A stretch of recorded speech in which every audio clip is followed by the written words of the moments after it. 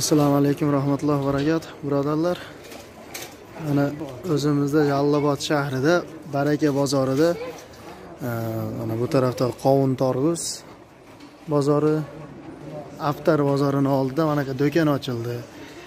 Ehson ilm fondi hadiya do'koni deb qodirlar beradi, muhtojlar oladi inshaalloh.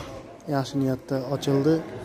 O'zingizlar istaylarni qo'shilib inshaalloh jannatga kirishinglarga bir kalit, bir sabab qilib qolinglar inshaalloh. Tirikligimizda berib qolaylik. Berganlarimiz hammasi o'zimiz uchun inshaalloh.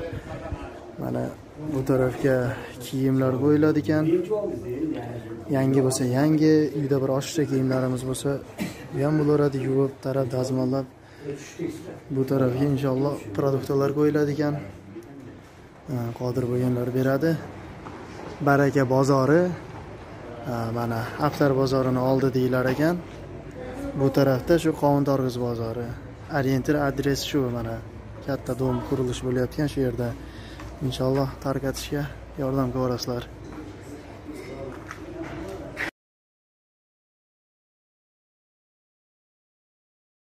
Bizdin Qurmanjan YouTube kanalına жазылганда, лайк басканды unutmаңыздар. Qo'ng'iroqni bosib bizning videolarni birinchilardan bo'lib ko'ringizlar.